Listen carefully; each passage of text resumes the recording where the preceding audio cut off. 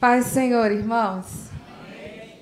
Que bênção estar aqui na casa de Deus. Mais um culto missionário. Nós louvamos ao Senhor, nosso último culto missionário do ano. E louvamos a Deus por tudo que Ele ministrou ao nosso coração em relação a missões durante todo esse ano de 2018, pela conferência missionária que foi tão preciosa, aprender com o pastor Paulo Capelletti. E nós esperamos que ano que vem Deus continue nos impulsionando para que nós possamos continuar fazendo missões aqui locais e também enviando missionários. Amém?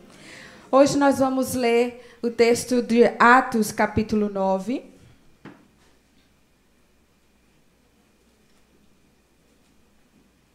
Atos, capítulo 9.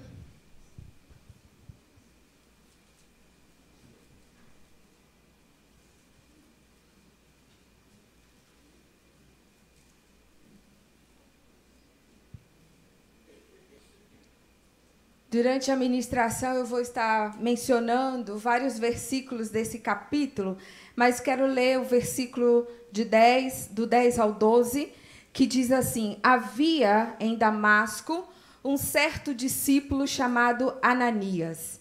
E disse-lhe o Senhor em visão: Ananias. E ele respondeu: eis-me aqui, Senhor.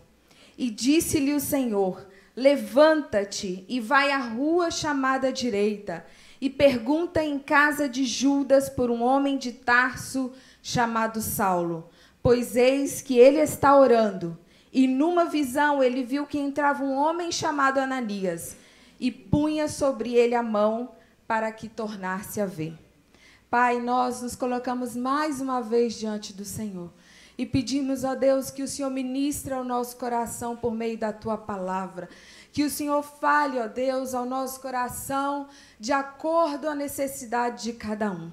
Espírito Santo de Deus, que o Senhor tenha liberdade, que o Senhor encontre, ó Deus, no nosso coração terra fértil, para que a palavra possa, Senhor, ser semeada, que venha germinar, crescer e dar frutos para a glória do Senhor. Amém. Queridos, esse texto do capítulo 9, ele narra a conversão do homem que se tornou o maior propagador do evangelho de todos os tempos, né? Fala da conversão de Saulo, que nós conhecemos como o apóstolo Paulo. Aqui nesse texto ele é mencionado como Saulo, que era um dos seus nomes, e este jovem judeu, nascido em Tarso, era zeloso da lei e foi educado por um dos mais importantes rabinos da sua época. E a primeira vez que nós ouvimos falar a respeito de Saulo são nos capítulos anteriores, no final do capítulo 7 e no início do capítulo 8, quando Paulo ele aparece na narrativa ali da execução do jovem Estevão, quando ele aparece participando ali, sendo conivente com a morte de Estevão. E Paulo era esse jovem zeloso da lei e ele nutria um ódio genuíno pelos cristãos.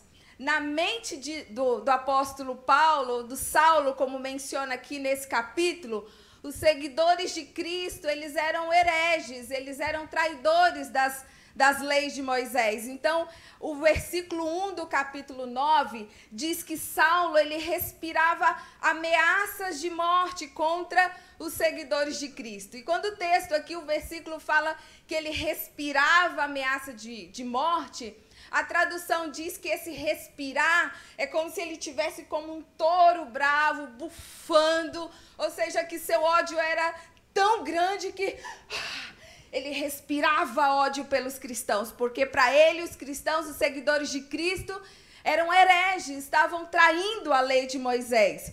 E esse era Saulo, que se oferece diante do sumo sacerdote. O versículo 2 fala que ele se oferece voluntariamente e pede cartas, ou seja, ele está munido ali de respaldo legal para ir às regiões, porque quando houve a perseguição em Jerusalém, os seguidores de Cristo se espalharam e ele pede cartas para ir nas sinagogas de Damasco e perseguir os cristãos e pegar os cristãos e entrar nas casas e levá-los presos. Então Saulo aqui ele entra de casa em casa e vai assolando a vida dos cristãos. Alguns historiadores dizem que ele não só arrastava os cristãos para levar para a prisão, mas também amarravam em cavalos e arrastavam pela cidade. Havia uma tortura física aí para aqueles que seguiam a Cristo. E Saulo, ele consentia, ele estava ali empenhado em fazer isso em nome daquilo que ele acreditava. E quando nós nos deparamos com uma pessoa como Saulo, violenta, cheia de ódio, perseguidora de cristãos, nós olhamos para a história de um homem desse e pensamos que não há esperança, que uma pessoa assim não tem chance de mudança. Quantas vezes nós vemos pessoas com coração tão duro, olhamos para ela e pensamos, Deus, eu acho que essa pessoa vai morrer assim. Impossível que ela tenha uma mudança, porque ela é raivosa, ela tem um coração endurecido, fechada para a verdade, para a palavra de Deus. E nós não acreditamos que pode haver uma transformação na vida de uma pessoa assim. Quando nós lemos o site, abrimos o site de Portas Abertas, nós vemos quantos líderes religiosos massacram cristãos pelo mundo.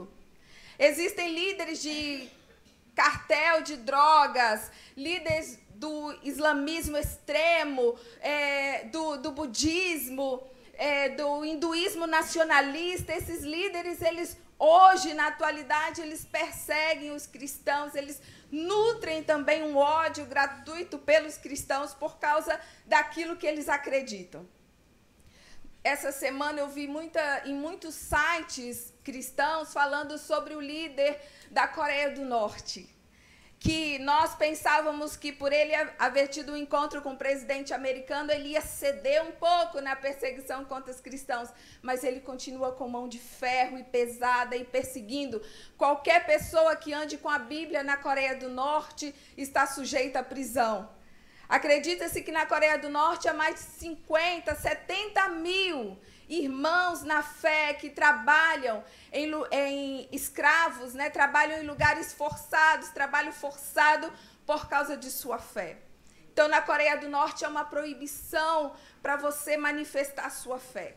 Uma perseguição acirrada contra o cristianismo. E quando nós olhamos esse homem na TV e tudo que ele faz, a sua forma de pensar, como ele persegue o cristianismo, nós olhamos para ele e pensamos, Deus, será que esse homem algum dia vai ter a oportunidade de mudar, de experimentar Jesus Cristo e uma transformação genuína em sua vida? Porque é um homem severo, maldoso, homicida, porque permite que os cristãos sejam torturados e mortos. E aí, quando nós nos deparamos com a história da conversão de Saulo, nós vemos Deus aqui em sua palavra nos ensinando a respeito da sua graça. Porque a graça é algo incompreensível à mente humana.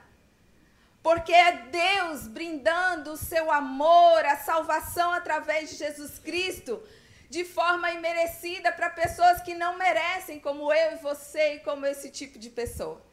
Então, nós vemos Deus aqui nos ensinando que Ele tem poder para entrar na vida de uma pessoa como Saulo, como o líder da Coreia do Norte, como eu e você, e mudar a nossa história e transformar a nossa vida. Mas eu não quero destacar apenas a história da conversão de Saulo, porque o texto vai narrar o encontro que Jesus tem com ele no caminho. E como Saulo, impactado por aquela luz, por Jesus falando com ele, e ele fica cego, e ali é o começo da sua história de conversão, e eu não quero destacar apenas isso, porque muitas vezes já ouvimos falar desse momento precioso aí, do impacto de Saulo com Jesus. Mas eu quero destacar o processo onde aconteceu, o lugar onde aconteceu todo o processo da transformação da vida de Saulo, onde ele deu o pontapé inicial, onde ele teve experiências na sua conversão. Porque Deus ali, Jesus, quando fala com Saulo no caminho, ele diz, Saulo, entra na cidade de Damasco, vá à rua direita e lá eu vou te mostrar o que deve fazer. E Saulo vai carregado pelos seus companheiros para uma casa.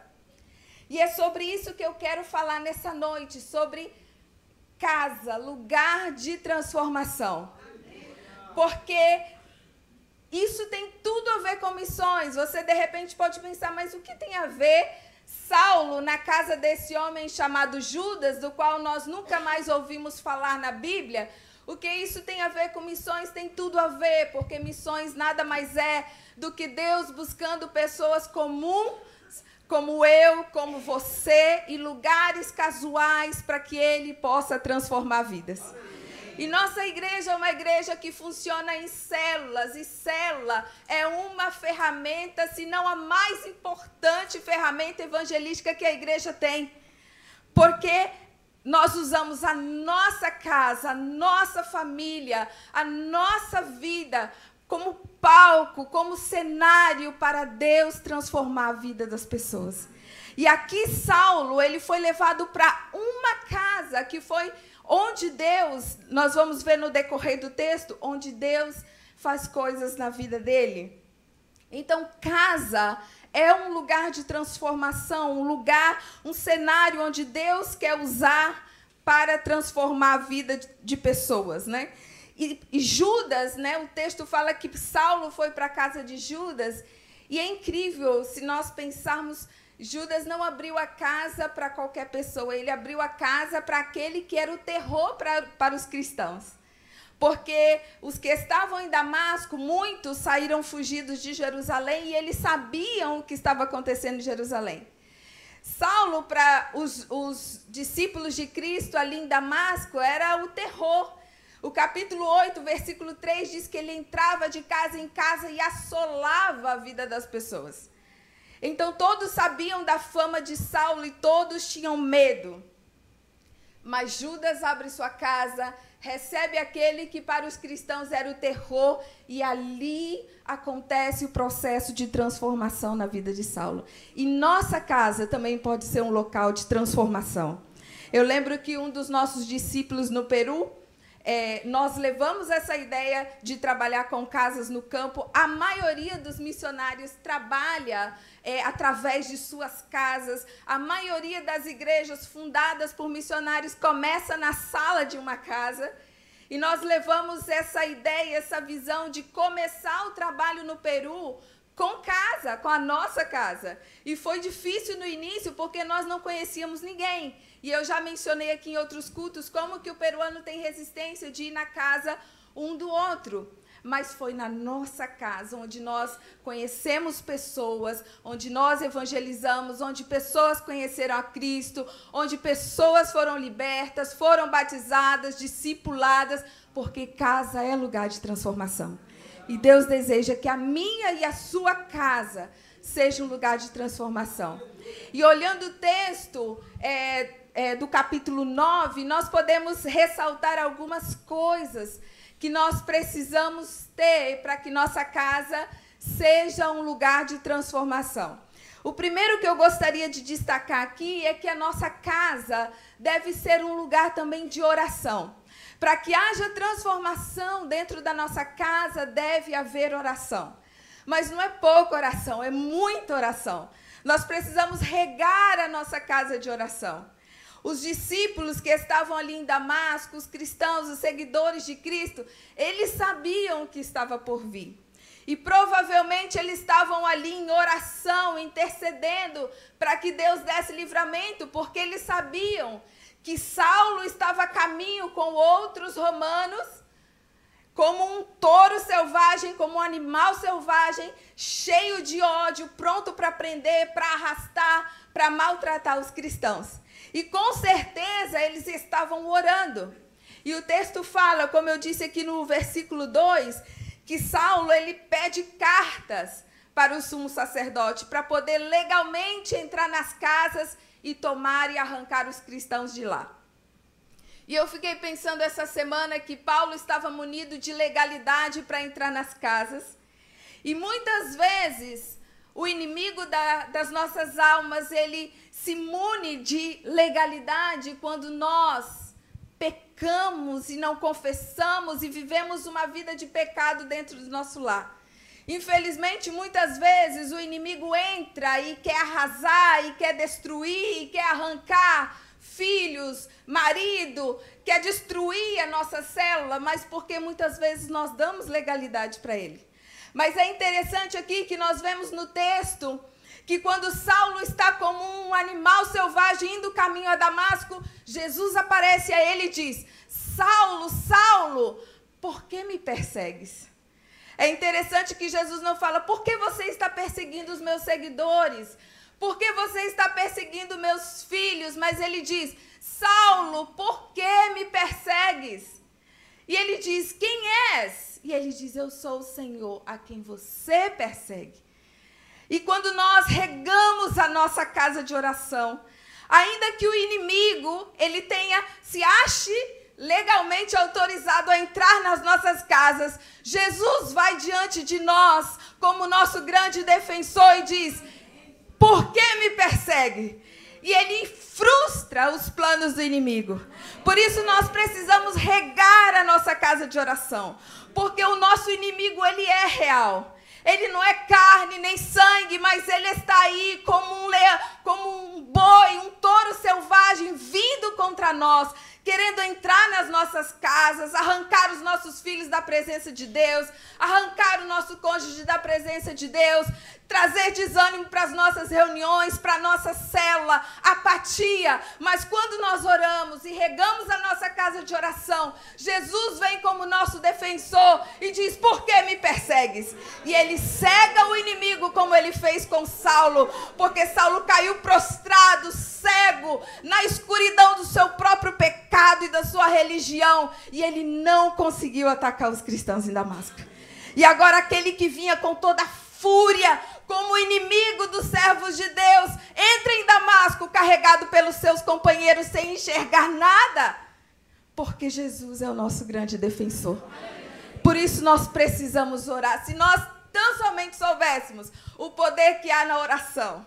Eu costumo dizer no curso de mulheres, se nós orássemos, se a oração fosse o pontapé inicial de tudo que nós fazemos, nossa vida seria muito melhor. Muitos dos nossos problemas seriam bem pequenos se nós soubéssemos o poder que há na oração. Muitas vezes eu olho para mim mesma e falo: Deus, eu preciso ter uma vida de oração com muito mais poder, porque eu sei que a oração é uma arma poderosa de Deus para a nossa vida. Eu lembro que quando nós estávamos no Peru, no ano 2004, nós tínhamos uma conferência evangelística, e essa conferência ia acontecer numa carpa, numa tenda, ao lado da igreja. E essa conferência evangelística acontecia de tanto em tantos anos, e o líder da missão, que era o pastor Valdemar, havia sido convidado para essa conferência e estaria conosco, então nos preparamos meses antes. O líder da missão pediu autorização à prefeitura, íamos reunir as 10 igrejas da missão ali. Fizemos um treinamento de dança, onde nós aprendemos as cores das bandeiras, para que quando nós dançássemos, cada bandeira representasse algo: adoração, batalha, louvor, exaltação. E nós fizemos esse treinamento com uma professora de dança, já senhora, e nos preparamos para fazer um trabalho evangelístico bem bonito. E nós armamos a carpa, era uma carpa grande para abrigar 10 igrejas ali e fazer esse trabalho evangelístico. E estávamos ali já iniciando o trabalho no momento de louvor, e de repente o pastor começou a orar e disse: vamos parar um pouquinho. Lembram vocês das bandeiras, das cores, do significado? Qual é a bandeira da oração, da batalha de guerra? E nós levantamos as bandeiras vermelhas. E ele falou: eu sinto no meu espírito que agora é a hora de nós orarmos. E nós devemos orar e batalhar. E nós começamos a orar. E levantamos as bandeiras vermelhas e começamos a orar.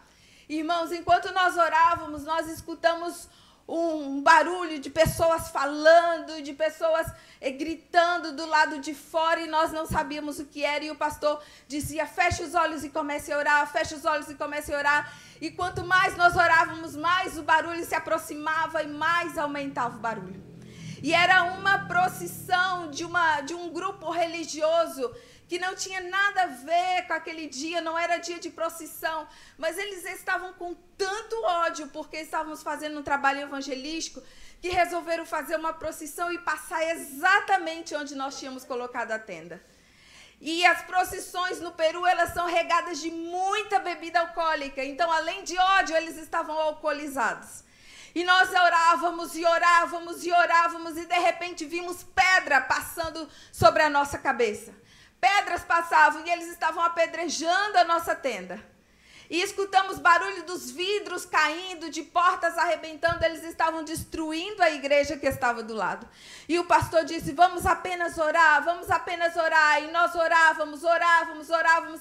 E de repente ouvimos um silêncio e eles se desviaram do nosso caminho. E quando terminamos de orar, havia pedras por todo o chão, a igreja quebrada. E depois um deles voltou lá mais tarde, conversou com o líder da igreja e disse, olha, nós nos arrependemos do que fizemos, mas eu não sei o que aconteceu, porque o nosso plano era ir contra vocês, porque eles estavam com um pedaço de pau. Nós nem sabíamos porque estávamos dentro da tenda, mas eles estavam com pau, com pedras, pronto para machucar a gente lá dentro da tenda. E ele disse, olha, eu não sei o que aconteceu, porque a nossa intenção era mesmo machucar vocês. A gente ia bater em vocês, ia machucar, mas de repente, não sei o que aconteceu, que todo mundo desviou o caminho. E nós sabíamos que era Jesus, como nosso grande defensor, vindo a nosso favor e nos livrando daquilo que poderia ser terrível. E sabe que muitas vezes o inimigo vem não assim tão explícito, com paus e pedras contra nós. Às vezes a guerra é um pouco invisível aos nossos olhos naturais, mas se nós regarmos a nossa casa de oração, Jesus se levantará a nosso favor. E toda a fúria do inimigo contra a sua casa, contra a sua célula, se desviará, porque Jesus é o nosso grande defensor. Ele vai à nossa frente para a glória de Deus, amém? Regue a sua casa de oração, regue sua célula de oração, porque lá será um lugar de transformação para a glória de Deus. Outra coisa que nós precisamos ter é visão. O texto fala aqui que Saulo, ele teve uma visão no versículo 10. Fala que Deus fala com Ananias em visão, mas Deus já havia mostrado a Saulo, enquanto Saulo orava ali, Deus já havia mostrado a Saulo que Ananias entrava e orava por ele, impunha as mãos e ele voltaria a enxergar. E aí Deus fala também em visão com Ananias, que ele precisaria ir à casa de Judas, porque ali se encontrava Saulo orando e estava cego, e Ananias tinha que ir e impor as mãos para que Saulo voltasse a ver. Eu encontrei no dicionário uma definição de visão que diz que é um dos 5 sentidos que nós temos no nosso corpo e que permite aos seres vivos dotados de órgãos adequados aprimorarem a sua percepção do mundo. Então, uma visão divina, uma visão de Deus, nada mais é do que Deus tomando os nossos sentidos, invadindo o nosso sentido e nos mostrando o que Ele quer para nós. E é exatamente isso que Ele fez com Ananias e com Saulo. E a pergunta que eu quero deixar para você nessa noite é: que visão você tem tido de Deus? Que visão Deus tem te dado este ano? Ou que visão Deus te deu há 5, 10 anos atrás? Hoje você está vivendo uma visão que Deus te deu há anos atrás, semana passada, início do ano. Quando você escrevia sua carta para 2018, que visão Deus tem te dado nos últimos dias? Você tem tido visão para sua casa? Você tem tido visão para a sua própria vida? O que Deus quer fazer através de você? Que visões Deus tem te dado para a sua célula? Você tem tido visões de Deus? Talvez você tenha almejado que pessoas se convertam, um esposo, a esposa, um filho, aquele colega de trabalho, um vizinho que você tem orado. Que visão Deus tem te dado a respeito dessas pessoas? Existem 3 tipos de visões que eu separei aqui, que fala a primeira é a visão organizacional, que é aquela capacidade que nós temos de ver, de projetar o futuro. É como a construção do templo, né? Estamos vendo aí as colunas e estamos tendo uma visão de como vai ficar quando está pronto. Então, é uma visão de projeção de futuro. Tem também a visão de fé, que quando nós confiamos que algo acontecerá, mesmo que aos olhos humanos pareça impossível, como é o nosso caso em relação ao Mateus. Clinicamente, os médicos dizem que ele não vai andar, não vai falar, não vai sentar. Mas nós temos uma visão de fé, e quando eu olho para o meu filho, eu vejo ele numa visão de fé. Se Deus vai fazer ou não vai fazer, nós não sabemos, mas nós acreditamos até que.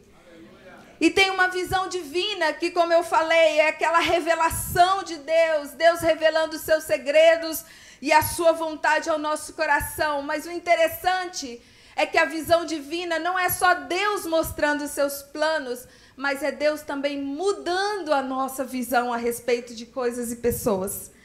Porque muitas vezes nós não acreditamos na transformação de certas pessoas porque nós enxergamos com os nossos olhos carnais. E Deus não só nos mostra a possibilidade dessa pessoa mudar, mas Ele também muda a nossa visão em relação a essa pessoa. Quando eu me converti há 18 anos atrás, a primeira coisa que eu fiz foi começar a orar pelo meu pai. Eu me converti, na outra semana eu estava na igreja orando pelo meu pai, porque eu queria que ele se convertesse. Já mencionei aqui um culto de mulheres e também falo na classe de mulheres como era desestruturada o ambiente familiar que eu vivia, principalmente por causa do meu pai. Além de muitas coisas que ele fazia, meu pai ainda era alcoólico e quando bebia ele ficava altamente agressivo, violento, era violência verbal e física. E quando eu me converti, eu queria muito vê-lo convertido, mas sabe quando você ora por alguém, mas a circunstância te mostra o contrário? Era exatamente assim com meu pai, porque eu orava como um sentido de obrigação, mas era difícil imaginá-lo convertido, porque meu pai já tinha quase 70 anos e nunca havia pisado em nenhuma igreja. Não só a igreja evangélica, mas nenhuma igreja. E ele debochava dos crentes, ele falava mal. Quantas vezes meu pai ameaçou me bater e dizer, ó, pega as suas coisas, pega sua mala e vai morar na casa do pastor. Se dependesse do meu pai, eu moraria com o pastor e a Nininha já há 18 anos. Porque ele sempre falava, vai morar com o pastor, vai morar na igreja, leva o colchão, leva a cama, leva a roupa. Então ele também nutria uma raiva por crente que a gente não entendia. E nesse tempo que eu orava pelo meu pai, como que num sentido de obrigação, Deus falou, oh, estou achando lindo você orar pelo seu pai, mas agora eu quero te mostrar algo. Eu tenho planos com seu pai.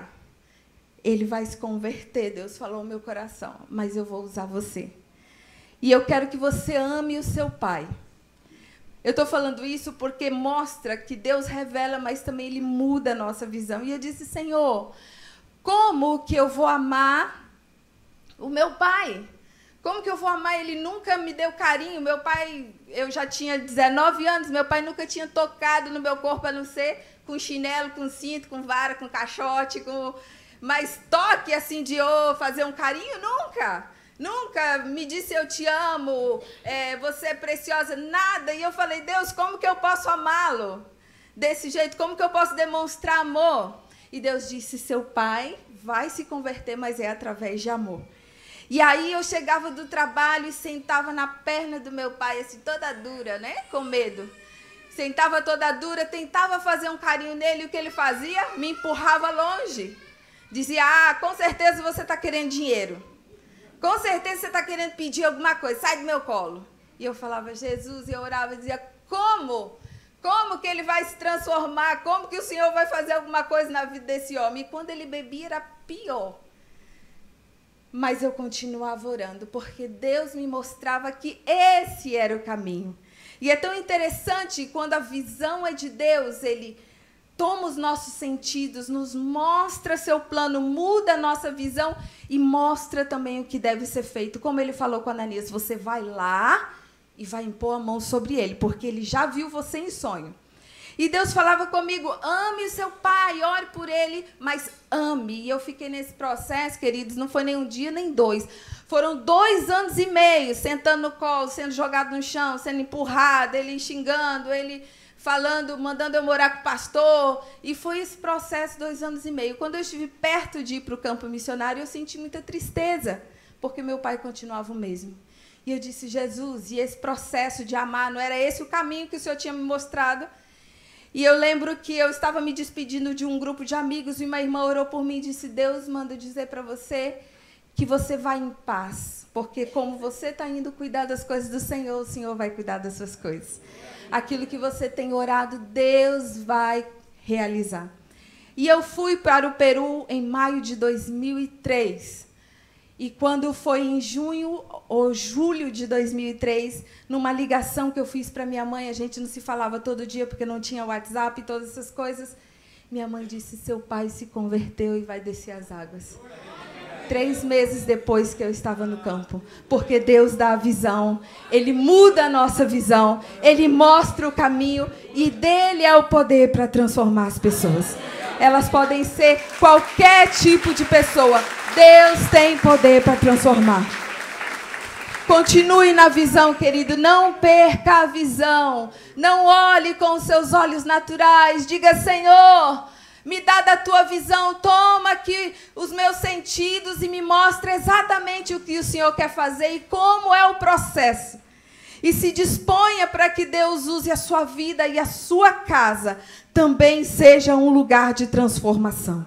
Amém, queridos? Deus deseja mostrar a sua glória através de mim e de você. Através das nossas casas, através da nossa família, através da nossa célula. Deus quer nos dar visão. Deus quer nos mostrar. Com Saulo, a visão foi imediata. Ele viu, Deus falou com Ananias, Ananias foi orar por ele. Talvez você está esperando alguns anos, mas continue firme na visão. Porque se é de Deus, Ele vai realizar. Amém? Terceiro, nossa casa, para ser um lugar de transformação, ela também deve ter propósito. Nós precisamos buscar sentido para a nossa existência e para a existência das pessoas que Deus coloca na nossa vida. Aqui, o texto fala que Deus escolheu a Saulo. No versículo 15, quando Ananias fala com o Senhor sobre quem era Saulo, Deus diz, vai, porque ele é para mim um vaso escolhido. Deus escolheu a Saulo. E de nossas casas também Deus vai levantar pessoas poderosas nele. Deus escolheu pessoas dentro da nossa casa, das nossas células. Deus tem propósito com a vida dessas pessoas e Ele quer usar as nossas vidas como Ananias para que nós possamos liberar propósito sobre a vida dessas pessoas. Se nós entendêssemos a importância das nossas reuniões semanais, que é um lugar para nós orarmos, para nós termos visão, para nós liberarmos propósito, que os nossos encontros e a nossa casa não é apenas um clube social, um lugar de bate-papo, mas é um lugar da manifestação do poder de Deus. Nós veríamos o poder de Deus agindo dentro das nossas casas. Porque Deus quer usar as nossas vidas, assim como usou a vida de Ananias, para liberar propósito para a vida das pessoas. Deus tinha um plano para a vida de Saulo. Ananias disse, Senhor, o Senhor sabe quem é Saulo? No versículo 14, ele fala, 13 e 14, ele fala, Senhor, o Senhor sabe quem é Saulo? Como se Deus não soubesse. Ele diz, o Senhor sabe quem é Saulo? Eu tenho escutado falar a respeito dele. Este homem assola a igreja, ele persegue os santos em Jerusalém.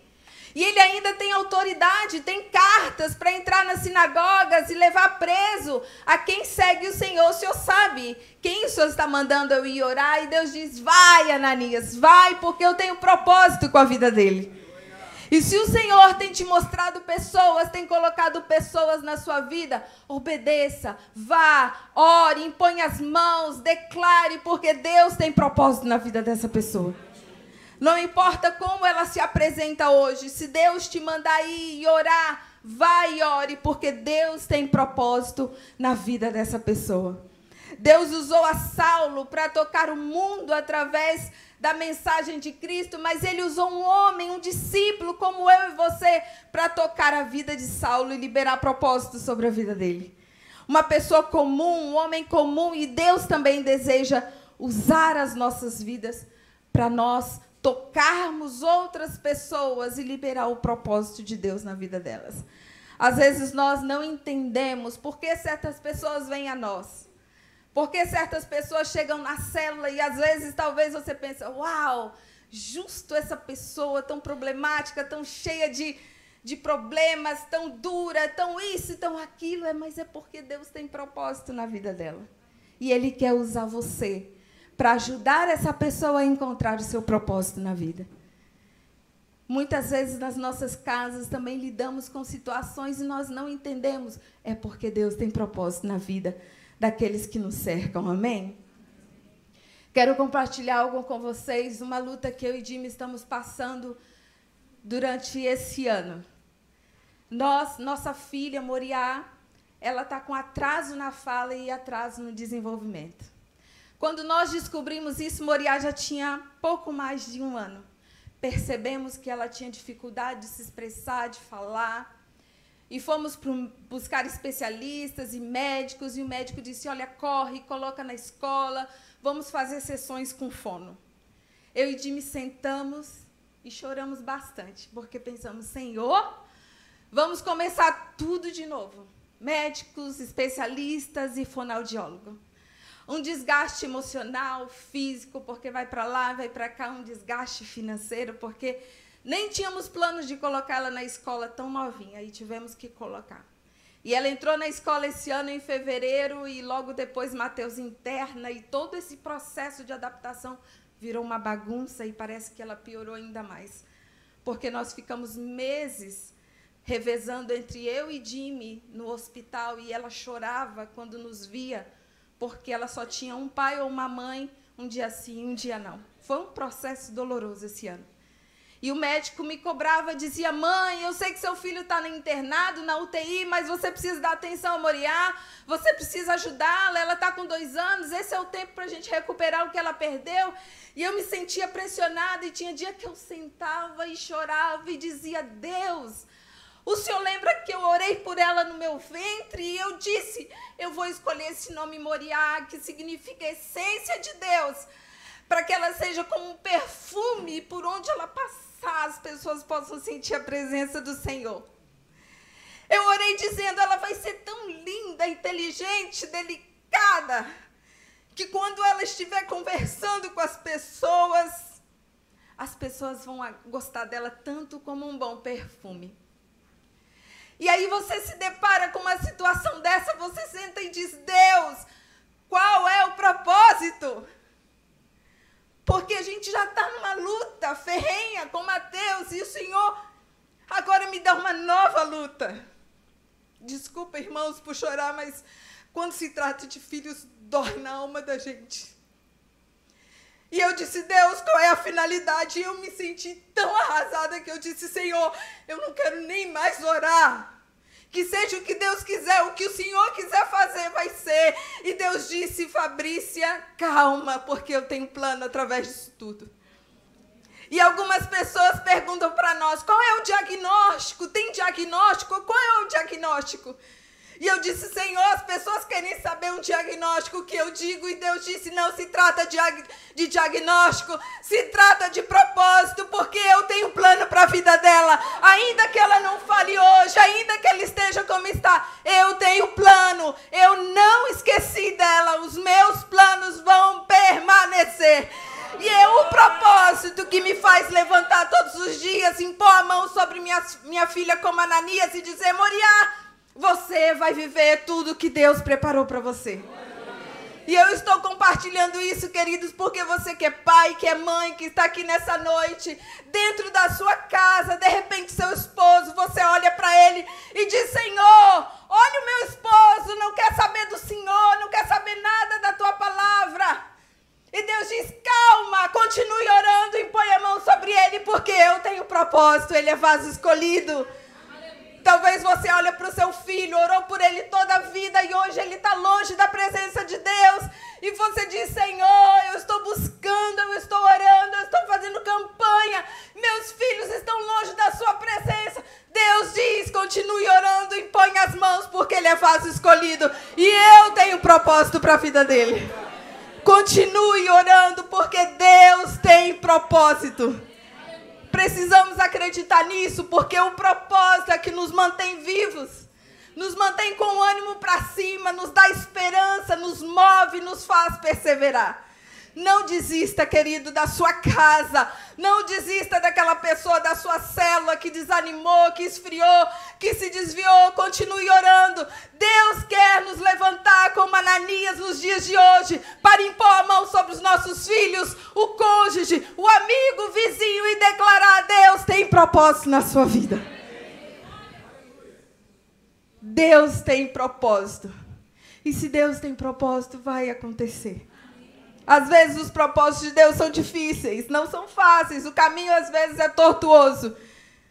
Mas Deus tem propósito e é isso que nos faz permanecer firmes e não desistir. Não desanime. Eu olho para minha filha e todos os dias declaro: você vai viver tudo que Deus tem para você. Olhe para o seu filho hoje, olhe para o seu esposo, olhe para o pai, para a mãe e diga: Deus tem propósito na sua vida. E quando Deus tem propósito, a gente pode descansar na certeza de que Deus vai realizar. Amém? Eu quero finalizar. Os versículos 18 e 19. Diz que Saulo, depois que Ananias orou e dos seus olhos caíram como escamas, ele recuperou a vista. Levantando-se, foi batizado. O versículo 19 diz que ele comeu. Provavelmente estava todos esses dias em jejum. E ele ficou fortalecido, diz a palavra de Deus. Aqui fala de um alimento para suprir uma necessidade física, mas eu quero terminar dizendo para você: não deixe que as pessoas da sua casa saiam da sua presença sem um bom alimento. Tenha sempre uma palavra para aqueles que te cercam, na sua célula, no seu ministério, na sua casa. Não permita que as pessoas saiam da sua presença sem se alimentar. Se prepare no dia da sua reunião. Não pegue apenas um estudo pronto, mastigado, mas ore e se alimente para que você possa alimentar outros. E quando eles se alimentarem da palavra que você der, eles possam ser fortalecidos. Que as pessoas saiam da nossa presença sempre fortalecidos pela palavra de Deus. Muitas vezes eu me encontro, às vezes, arrasada no dia por causa das lutas que eu tenho. E esses dias eu recebi uma mensagem no WhatsApp de uma mãe que eu conheci na UTI, 5 minutos de mensagem, e ela chorando e falando: eu não quero essa vida. Ela teve uma criança especial. Ela falou: Fabrícia, eu não aguento. Como que você aguenta? Eu não aguento isso. Eu não aguento essa vida. Eu não pedi para ter filho especial. Eu não pedi para viver essa vida. Eu não estou aguentando. E eu, dentro do carro, ouvi a mensagem e chorei muito por ela. E eu disse: Senhor, louvado seja o teu nome, porque eu tenho alimento, eu tenho a tua palavra. E por mais que eu esteja cansada e lutando as minhas próprias batalhas, me dê sabedoria para alimentar esse coração sem esperança. E eu mandei um áudio para ela e eu falei, no final do áudio: nós vamos nos encontrar e você vai ficar bem. Eu estou bem, muitas mães estão bem, você também vai ficar bem, porque Jesus é a nossa força e a nossa esperança. Depois ela falou: Fabrícia, depois da sua mensagem eu fiquei calma, mas eu ainda quero muito conversar com você. Então nós sempre temos que ter alimento para alguém. Não importa se nós estamos lutando as nossas próprias batalhas. Não deixe ninguém sair da sua casa, da sua célula, da sua presença, sem se alimentar da palavra de Deus. Amém? Vamos ficar de pé.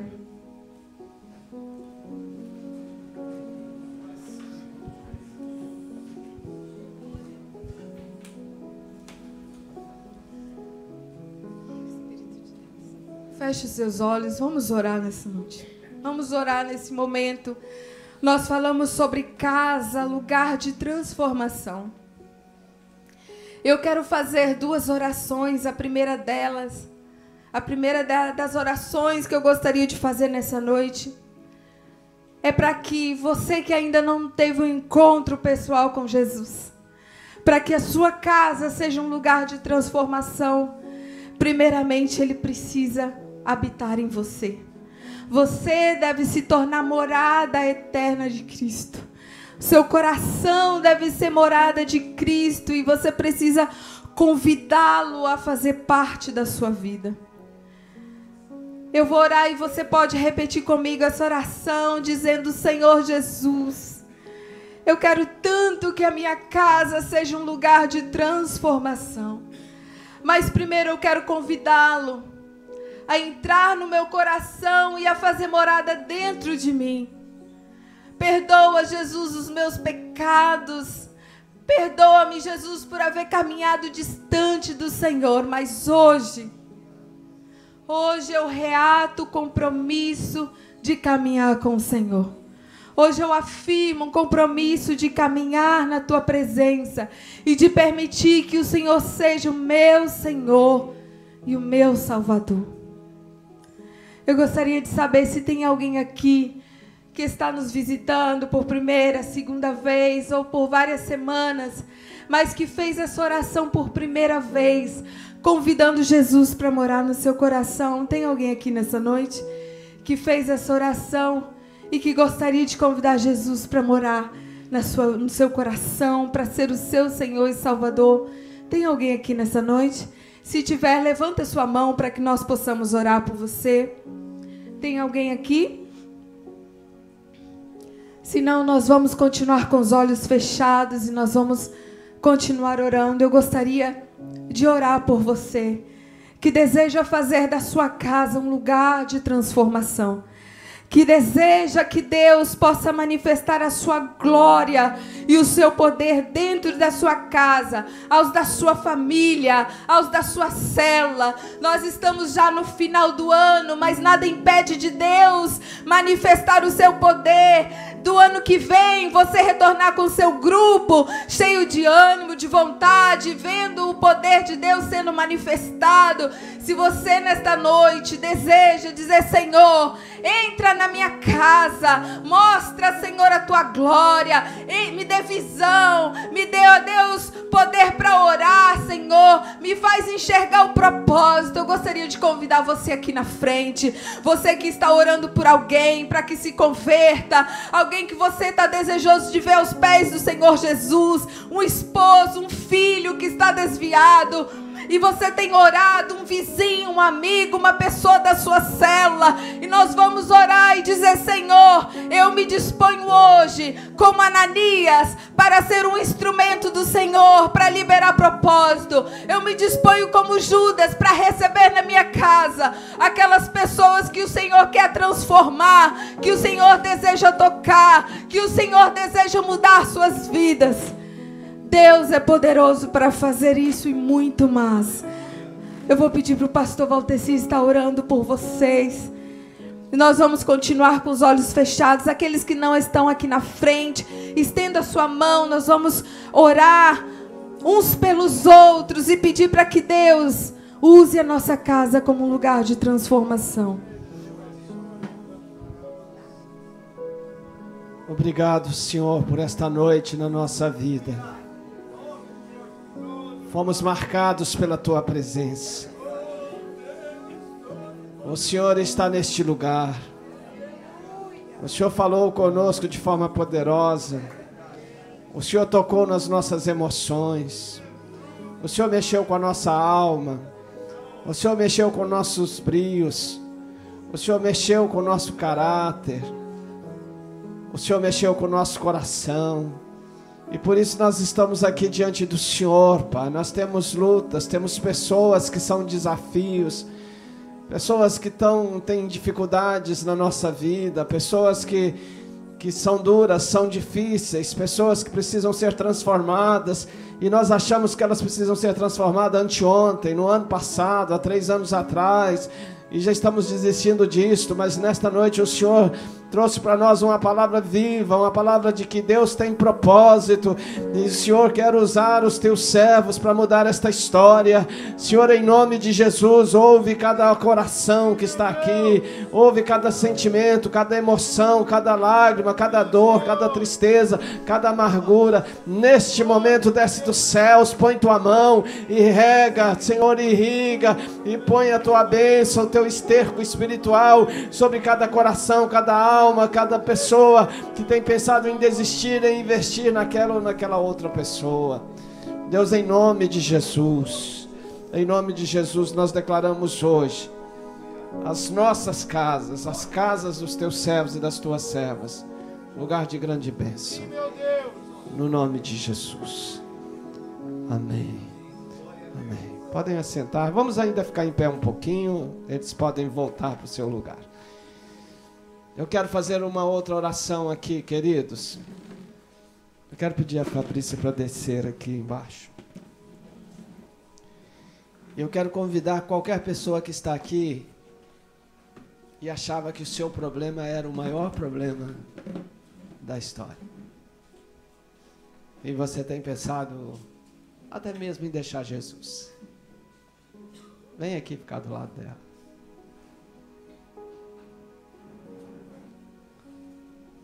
Você que achava que não conseguiria, que você era o pior, de que Deus esqueceu de você.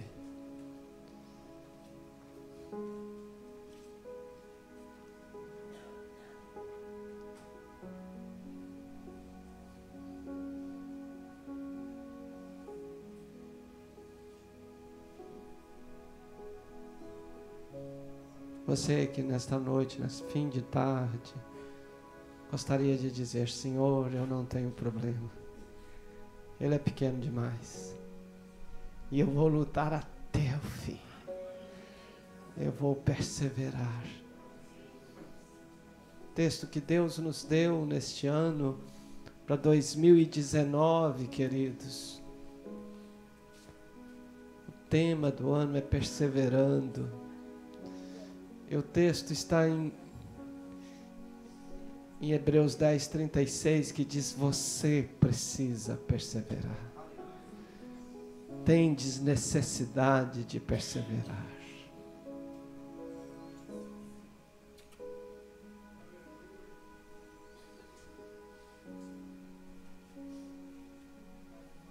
Temos um grupo de líderes que nós nos reunimos quinzenalmente, líderes de ministérios, e o Jimmy faz parte deste grupo. E algumas poucas vezes ele reparte os problemas deles. E sempre que ele reparte, nós dizemos: nós não temos problemas.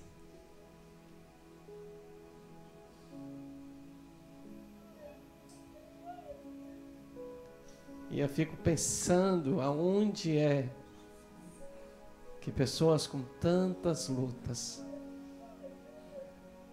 conseguem exercer um ministério tão eficaz, tão frutífero.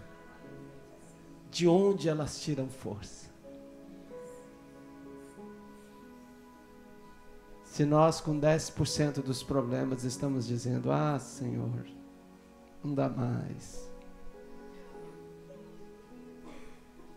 Ah, Senhor, hoje eu não vou à igreja. Ah, Senhor, hoje eu não vou orar. Ah, Senhor, isto, aquilo.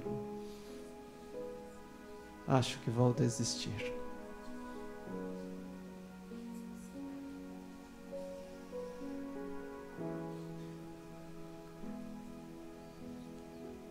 Aliás, neste momento agora, aqui no altar, nós temos o encontro talvez das duas famílias que mais enfrentam problemas com especialidades. Nós temos um outro irmão também que tem um outro filho com especialidade já bem maduro. E nós nunca paramos para pensar. Quando essas pessoas chegam sorrindo, pregam, ensinam, ministram,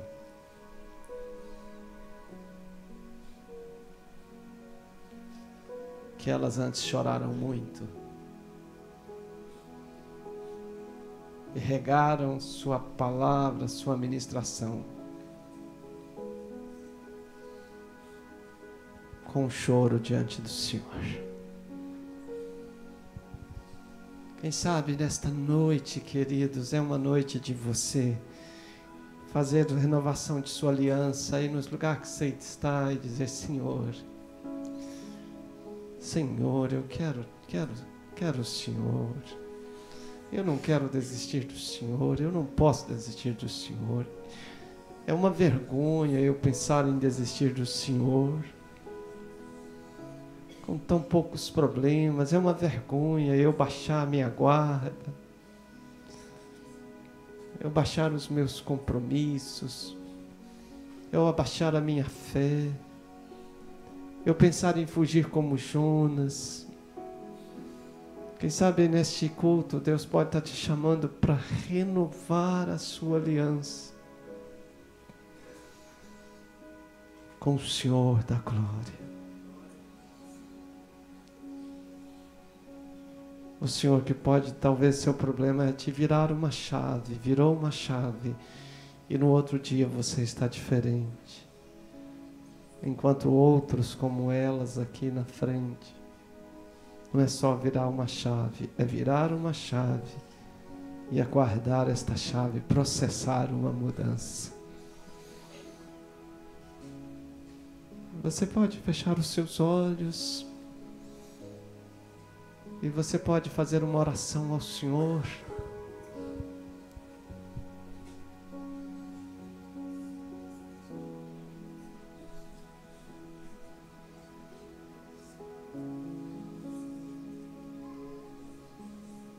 Ah, Senhor, nos perdoe, porque nós tantas vezes achamos que ser servos do Deus Altíssimo é sermos sempre vitoriosos, é vivermos caminhando por cima das águas, é vendo o mar se abrir todo dia.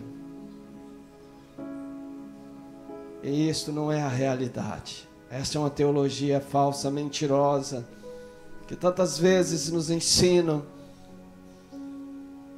E nós nos esquecemos que o próprio Senhor Jesus nos disse que no mundo nós teríamos aflições, mas que nós tivéssemos bom ânimo, porque Ele venceu.